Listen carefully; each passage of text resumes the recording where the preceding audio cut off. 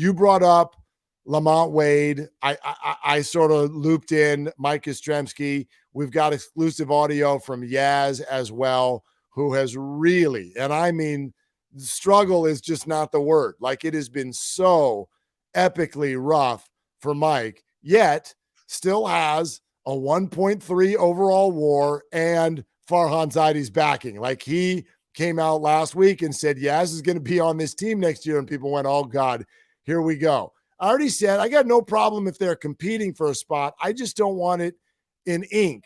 Yes. But interesting stuff that he had to say. Let's start with clubhouse morale and where that sits based on everything they've been through and you know, he at the front of the line. I think it's as good as it can be. You know, when you're not playing well, obviously guys feel that, but I think we're pretty upbeat and lively and gonna pull for each other for this last month and hope that, you know, we can just play good baseball and have a lot of fun doing it. All right. So, you know, we heard so much last year about the clubhouse dynamic and how good it was. We've heard a lot less about that this year.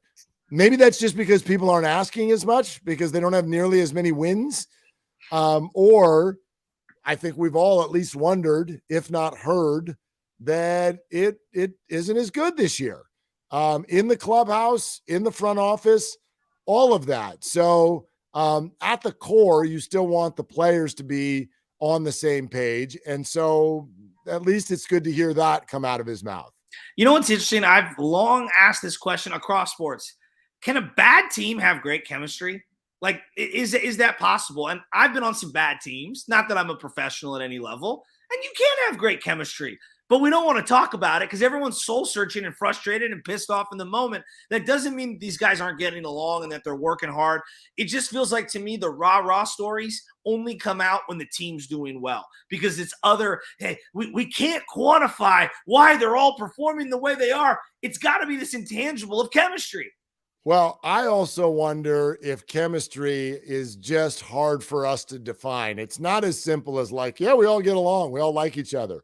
Well, great. How far does that go? Yeah. Kirk Casale made a really interesting comment up in Seattle earlier this week, which sort of insinuated, and I'll paraphrase it, but he sort of insinuated how refreshing it was to have a youthful exuberance in the clubhouse. And you know, the Mariners, they're now all based around Julio Rodriguez. They've got some young, exciting players. And so I think that's at the core of all of this. You've got a bunch of guys on the Giants who are either underperforming or they're in pain. Yeah. And they're all in their 30s and they're in pain, whether it's mental or physical. And that sucks. And you can see it. You can see it on their faces. You can see it on the scoreboard.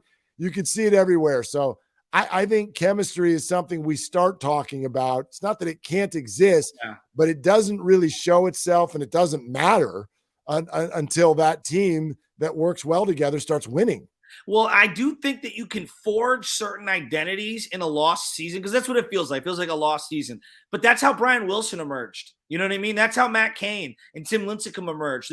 You got these guys, these fiery dudes who were kind of baptized by trial and error of some really hardship years. And I feel like Logan Webb and Estrada maybe, and Joey Barton maybe, and Camilo Duvall are being forged and their identities are popping during what feels like a lost year. So I don't know. When I watched them Friday night, when I watched them Saturday, I saw parts of the game today. They look like they're having fun. I mean, Alex Cobb was having a great time with an 8-run lead the other day.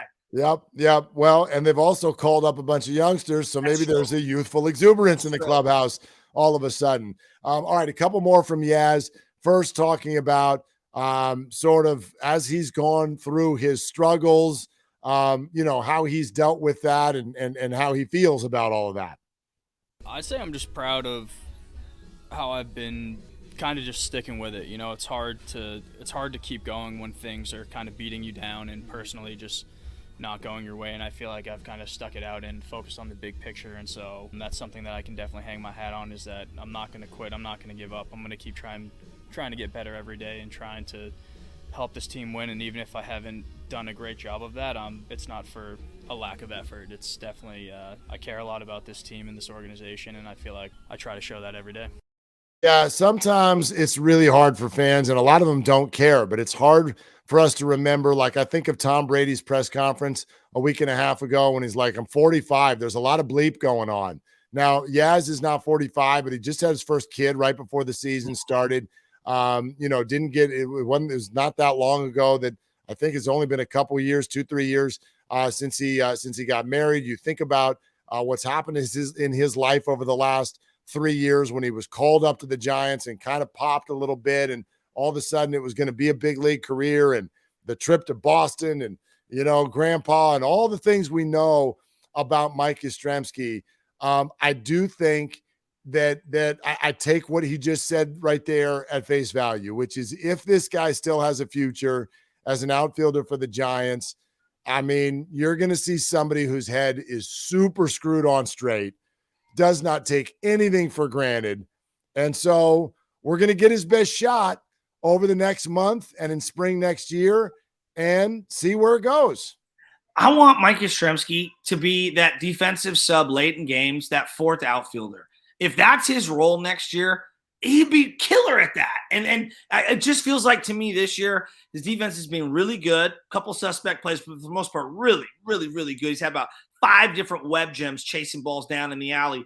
Offensively, he's had long stretches where he's just looked completely lost. And I would love for him to be able to have a couple of days off, sit on the bench, pick and choose his spots. I think in that type of a situation, I think we get a way better version of Mike Yastrzemski than what we're seeing this year. I'm with you. Somewhere along the road, even in the platoon world, probably because his splits are not that bad, Yaz became the everyday player in the outfield. Yes. I don't think that's his role. If Yaz is coming off the bench, if he's a defensive replacement, if he's a pinch hitter, if he is a spot starter, guys who he has success against, start against them. I definitely think that can still be a role for Yaz on this team if he on some level can figure out what's going on. And the thing that I keep every at bat he has, it feels like I keep coming back to, he's trying to break out of a slump with every swing. And it's just how you dig a deeper hole. And I feel for the guy. The weight of the season has just collapsed his shoulders at the plate. And it just stinks because I'm rooting for the guy. The weight of the season. I'm glad you just said that because of all the things that he said, this might have been the most interesting. Listen to the way he ties last year into this comment. We're not winning games like we were last year is the clear difference, but I think there's just been some pressure that we've put on ourselves to try and replicate last year when all we had to do was play our own game this year, and I don't think we allowed ourselves to do that for a long period of time, just being focused on, what is the difference. I think that's been the big distraction is, whether it comes from us or from external forces or external, maybe fans, media, even just some of the guys that are on different teams that are asking us the same questions. And I think that was a big distraction for us this year was trying to focus on the difference between this year and last year when we should have just been focused on what can we do this year to be the best that we can be. My man, I had a lot of fun last year. I don't know about you. I had a lot of fun last year. But I have spent a lot of time this year noticing things that are happening now that are not good because of those 107 wins. Let me give you a list just off the top of my head. Give it to me. Sure. The expectations from the fans and media out of whack. I thought this would be a good team. I think 107, even 100, even 95 was probably a ridiculous thing to ask. That has not been good for this organization. But I also think it goes way deeper than that when you look at the fallout of last year, because I also think that from Farhan Zaidi to Scott Harris to Gabe Kapler, at times they probably fell in love with their own press clippings, and it made them think that their stopgap measures, which are really good, they think they work better than they do. So they did an unbelievable job in a rebuild year of being like, watch this Don't worry about these things that we're building over here on the side. Just focus right here. And all of these things that they did, from a platoon system and Gabe Kapler with 28 coaches and all of this stuff that they did, and it all appeared to work. And so they came back in the offseason lacking urgency to get better because they thought their stopgap measures would work again, and they didn't. And I directly link that to 107 wins. The stopgap thing is very interesting because now I'm thinking about when you put a spare tire on that's smaller than the rest of the tires that you have on, it's good to go from like the side of the road back to your house, but you don't want to be driving around all day on it, and that's not what it's meant for, and that's what it feels like a lot of the platooning is. I just found it very interesting that a player would be so open to this and say, like, you know, these pressures got to us. We were trying to replicate. I mean, the way he said it, replicate last year. Yep. That I don't know. It's just, I'm surprised that he would acknowledge that, and I'm surprised that that is the reality. Like, it's one thing to say, hey, you underperformed. We were trying to replicate what we did last year. I mean, that's literally what he said. Yeah, it's a label, man. It's a label that has followed them, especially because it didn't go anywhere in the playoffs. It was like, all right, we gotta go do this again. And there's the Dodgers and the Padres, and sure, we lost Buster, but we're gonna go employ the same strategy. And if it doesn't work, I mean, it sort of does feel like a house of cards. Yeah. I mean, go person by person. And if this year doesn't work, all of a sudden, everything you've known to be true, you question it.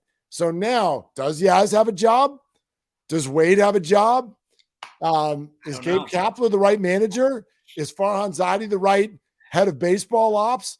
None of these things were like even a glint in anyone's eye at the beginning of this year, and now they all are. And that's because it didn't happen again. That's a lot of pressure. Yeah, and I think about the kid who was on the mound when they lost at Game 5 against the Dodgers, Camilo Duvall. He's had ups and downs, and he's trying to replicate what he did in that final month or so when he got called up. And you're seeing the growing pains in real time. Although I love that at bat with Schwarber on Saturday, just the battling back and forth. And he's shown a lot of moxie.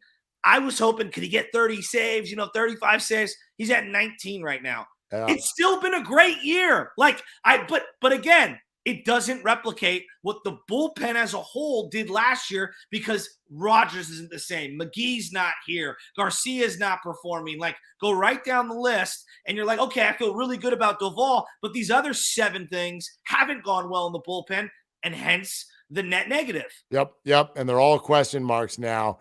All right, here we go. Dodgers again.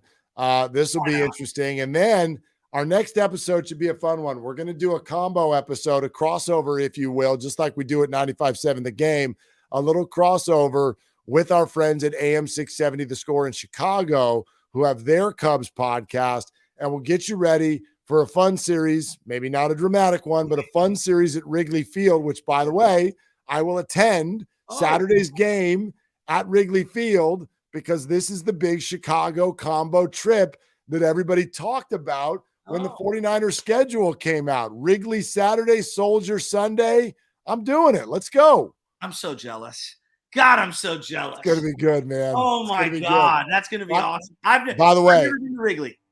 Oh, gosh. I've only been once. I've never been to Wrigley. It's fantastic. It's fantastic. Wait. It feels like when you walk on the concourse to get food, it feels like you're at a farmer's market. There's like a roof. If you're 6'2", like I am, the roof is like 2 inches above your head. Like it feels so old still, but so charming. I love it. Yeah, man. I will be sure at the at the end of next weekend, I'll hopefully report back with some fun stories. But here we go, Dodgers and Cubs week, and let's see if they can keep building on everything they just did this weekend. Beautiful. Yep, there it is. For Joe Shasky, Mark Willard, Garlic Fries and Baseball Guys, we hope you subscribe. Don't miss an episode, including our next big one coming up as we get ready for the Cubs series this weekend. That's coming up right around the bend.